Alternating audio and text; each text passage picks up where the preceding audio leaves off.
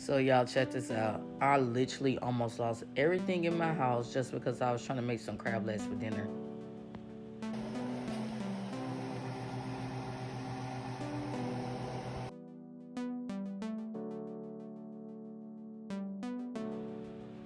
Yeah, so basically I was just boiling my water and putting my seasoning in, so the crab legs can taste right, And yeah, just out of nowhere, my stove top just caught on fire, just flames, and I was freaking out. I was like, "Oh my gosh!" So at first it started off like medium. The flames were medium, and I was just like blowing, blowing, blowing, and then it was like starting to get like even stronger. The flames. I was like, "Crap! Where's my fire extinguisher?" And I was like, "I just moved in here not too long ago," and I was like, "I remember seeing it, but where is this?" But when you're panicking and all that, you can't really remember where stuff is and stuff like that. So I was looking for it, couldn't find it, and I was like, "Oh my God, it's getting bigger!" And I was like, me blowing on it is not helping at all, obviously. So I ran over to my next door neighbor house. I was banging on their door. They wasn't home. The dogs were just barking, and I was like, "Oh my God!" So I tried to call my maintenance guy because he stay over here too.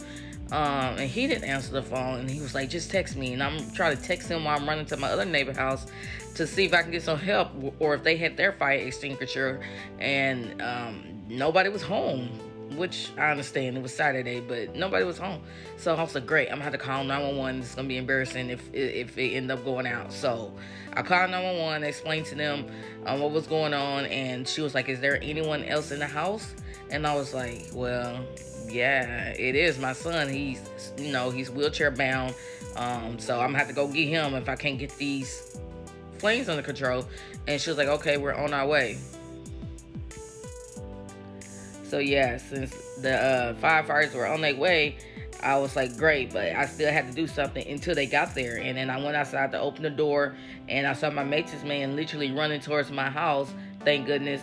And so we both ran back in the house, and then we was like trying to find a fire extinguisher, and I was like blowing, and then finally the fire finally came out, and I was like, "Oh my God, thank God!" And I was like, now I'm embarrassed because I don't want to come, and it's already out. And so I called them back. I was like, "Hey, you guys don't have to come.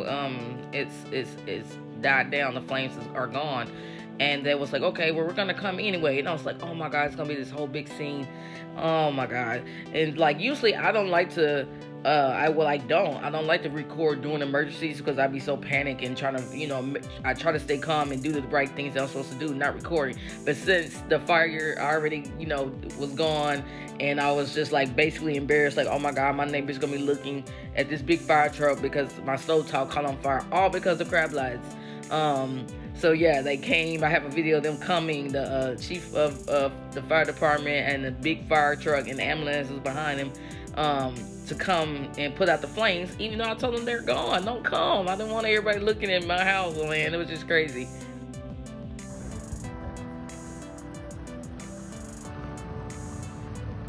Oh my God, so embarrassed. All because I wanted crab legs, bro.